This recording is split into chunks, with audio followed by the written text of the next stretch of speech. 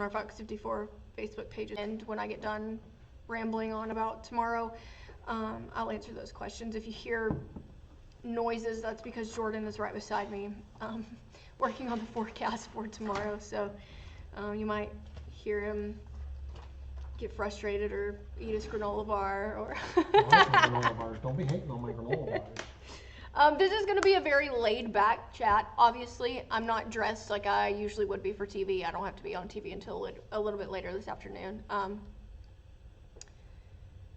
And of course, I'm not trying to be one of those with a scare tactic for tomorrow. You definitely need to take tomorrow serious, but tomorrow you don't need to go into it with impending doom by any means. I'm probably one of the most nervous people you will ever meet. I have very high anxiety levels consistently, and funny enough, I do have weather anxiety, and here I am with meteorology as my job. Am I a little bit nervous about tomorrow? Sure.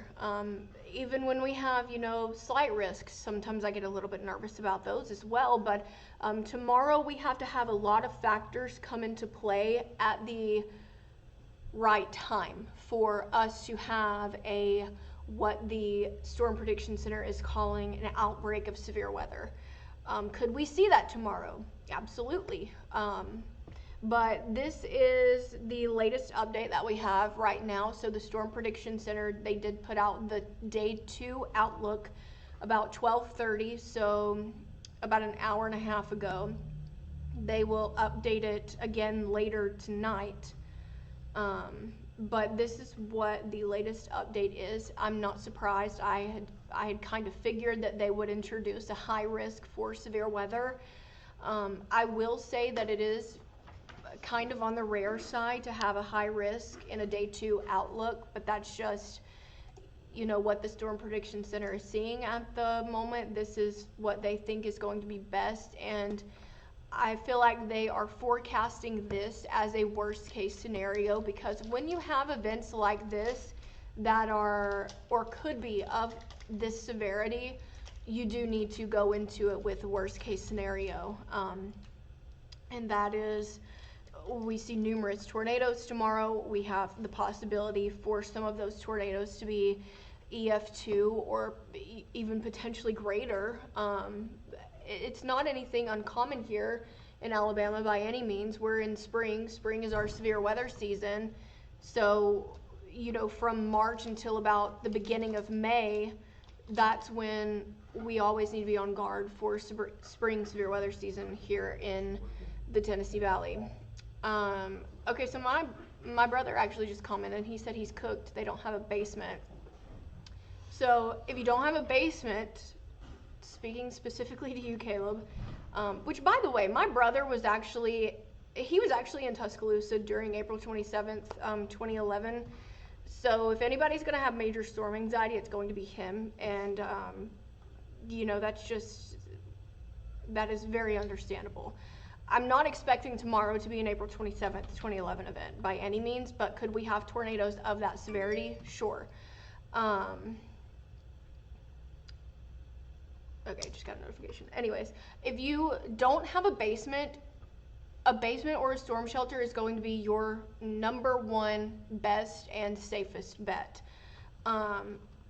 You can go online. There is a list of storm shelters throughout the state of Alabama, and I can almost guarantee you that all storm shelters are going to be open tomorrow. If you don't have a storm shelter or can't get to one, the next best, safest option for you is going to be the lowest level of your home, in the most interior room, away from exterior walls. You're going to want to be away from windows, doors, things like that. It's like I said yesterday, when I was little, I use this as an example. When I was little, we would always go to my Nana's house if we had severe weather in the forecast, because I didn't grow up with a basement and I didn't grow up with a storm shelter.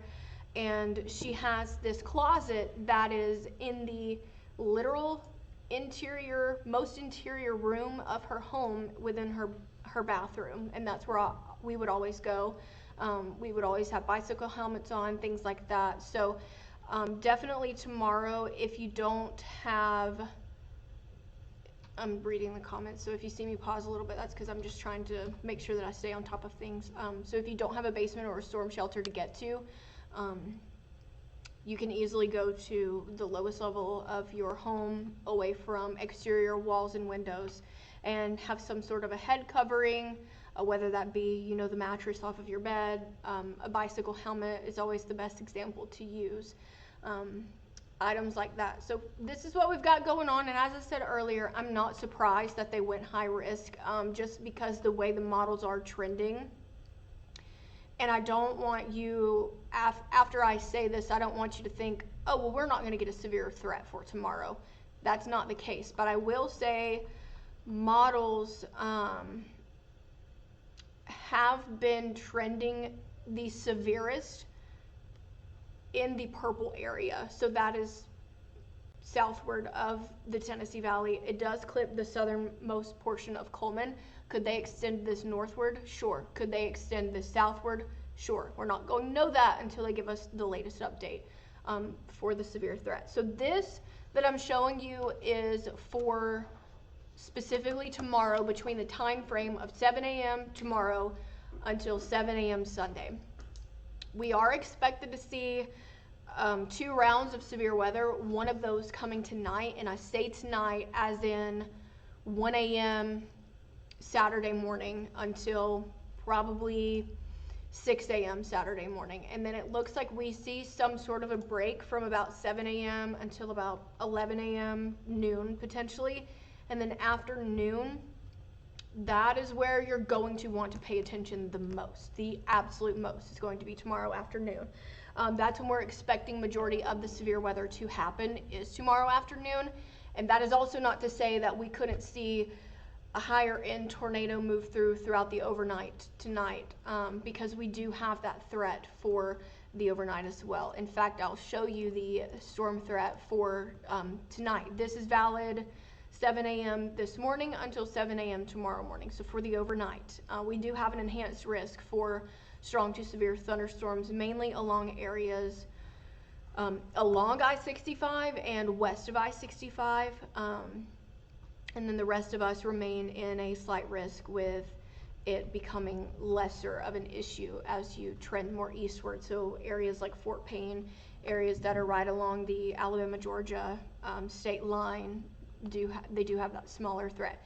And I want to talk about this specifically because people automatically will see the Storm Prediction Center's maps. They float around a lot on social media. They're very easily accessible. And people automatically associate danger with red. That is not what the SPC is trying to portray to you with this outlook. They're not saying that tomorrow is going to be Armageddon. They're taking this, sorry, I'm reading notifications. They're taking this as like green area, which is marginal. They have isolated threat to see storms, so isolated storms. Yellow threat is a scattered, I would say probably scattered chance to see, or scattered, I'm literally confusing myself. Scattered severe storms are possible in the yellow area. And then once you move into the orange area, that's when you have the chance for numerous severe storms. Once you start to get into the red, that's when you have a very high chance to see severe storms that are going to be likely. And then once you see that pink color, which is rare, that's when numerous severe storms are expected. This doesn't portray that the worst weather is going to be within the pink area. In fact, all of us in the state of Alabama have the same chance to see, you know, those higher end tornadoes. They have the chance to see those higher end wind gusts of around 75 miles per hour. They have the chance to see hail in a diameter of 1 inch or greater. That does not mean that only severe weather is going to be within those red areas and those pink areas. I wouldn't get too caught up on the different colors. just know that everywhere pretty much in the state of Alabama has a chance to see. We've got that opportunity for EF2 tornadoes and potentially greater. We have the potential for some of those to be long track. We have the threat for hail that could be around an inch in diameter, possibly even greater. We do have a flooding threat for tomorrow, and we also have the threat for damaging wind gusts of around 70 to 75 miles per hour. So that's what we're going to be watching for the most. So let's go ahead and move to Futurecast, because I want to show you kind of what we're looking at as of right now, the latest data that we're looking at. So here's right about now, not seeing a whole lot happening out there. Advancing this, heading into tonight, we'll start to see the clouds pick up a little bit, and then we start to see a little bit of rain move in. This is right around 11 o'clock, midnight, Saturday morning, and then notice how we'll start to see this cluster of storms move in right around 3 a.m., 3:30 a.m. That's when we're going to have that window for severe weather to be a possibility early tomorrow morning. Now, this is just the first round of severe weather that we're expecting tomorrow. The main threat is what everybody's calling it on social media. The main event is likely to happen around noon until, I would say, probably about 10 o'clock, 11 o'clock tomorrow evening. So notice how we don't really see a definitive pause between those two rounds of severe weather that we're expecting. It could work in our favor. We could see, the rain will help to stabilize the atmosphere a little bit. We might not have time to destabilize as much, therefore making the afternoon threat less severe. We have to have a lot of factors come into play for the absolute worst severe weather to happen tomorrow. Are these things going to align? We're not going to know that until it actually is beginning to happen. But of course, as these start to move through Mississippi, that's when we're going to kind of get a little bit of a greater idea of how it's going to trend more for us here in Alabama. So like I said earlier, it's nothing to be in complete panic mode tomorrow, especially if you have multiple ways to receive, tornado warnings if we do have those become issued. So that's going to be a NOAA weather radio, that's going to be your phone. I know the last time we had severe weather coverage here, we had a tornado warning here in Madison County. Well, that's where Jordan and I both are. That's where the station is. So our phones really obnoxiously loudly went off in the middle of our coverage, and you are going to have that if you have a tornado warning for your county. And of course, follow us around on social media. You'll have the TV aspect of it, but have those multiple ways to receive warnings, because, for example, if you lose power tomorrow, you're going to want to have your phone to be able to watch us on a live stream on Facebook or a live stream on YouTube, because we will do multiple areas of coverage if we do have a tornado warning tomorrow, not just the TV. We're going to be live on Facebook, we'll be live on YouTube, we'll be live on our app FOX54 Plus. So have multiple ways to receive warnings. Go ahead and know where you're going to go for your safe place tomorrow. I know for me, I'm going to be at work. I'm just keeping it real. I'll be here because I have to portray this message to you, especially if we do have severe weather.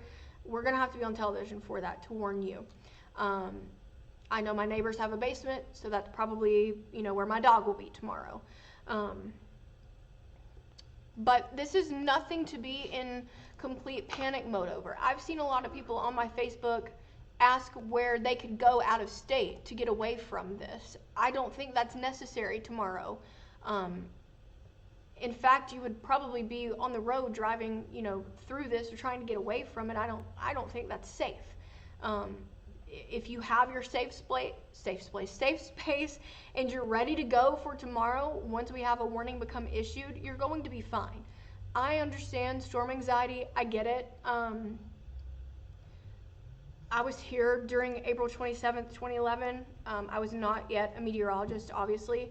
I was just someone who was very interested in the weather at that time. So I was just a person that lived through April 27th, 2011. And you probably see my brother commenting on it. He was down in Tuscaloosa for that day. And as we all know, we had the 4 tornado that moved through Tuscaloosa. So, you know, if anybody's got storm anxiety, it's going to be him. Tomorrow is not going to be like that. We are not expecting to have, we had over 100 tornadoes for that super outbreak. We're not expecting that to be the case tomorrow. Could we have tornadoes that are on that threshold of severity? Sure, we could possibly have an EF2 tornado. We could possibly have an EF3 tornado, even EF4 tornado. That's what our atmosphere is going to be primed for the most tomorrow afternoon, specifically within that time frame of around noon to about, I would probably say about 10 o'clock tomorrow night, midnight at the latest. So like I said, just have multiple ways to receive warnings.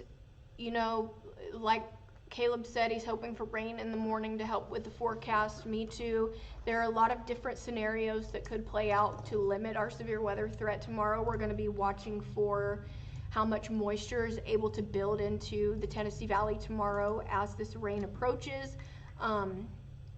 If that low pressure system that's going to be hovering over us is going to be strong enough to bring in enough moisture to get things going tomorrow. We have the lifting mechanism that we would need for tornadic development. We definitely have got the shear, we've got the energy for it. It's just, are we going to have that much moisture in the atmosphere to kind of help this come to fruition tomorrow? So that's what we're going to be watching for the most. I am going to go ahead and get off of this Facebook Live. I don't see a whole lot of questions on here, and forgive me if I missed yours. If I didn't answer it, you can easily message me on Facebook, and I'll respond back to you, because we've got other things that need to be streamed on 54 Plus here within the next couple of minutes, and Jordan's putting together his forecast, so we need to talk about that as well. Teresa Simmons said, is a small bathroom or a closet still appropriate cover? Yes, if it is on the lowest level of your home, in the most interior part of your home. You don't want to have any sort of exterior walls within that bathroom or closet. You want that to be basically in the middle of your home.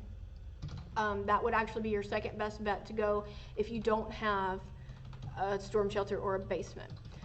So like I said, nothing to be overly panicked about tomorrow. We're going to get through this together. Jordan and I will be here. He'll be here all night tonight. I'll be here all day tomorrow as well as him.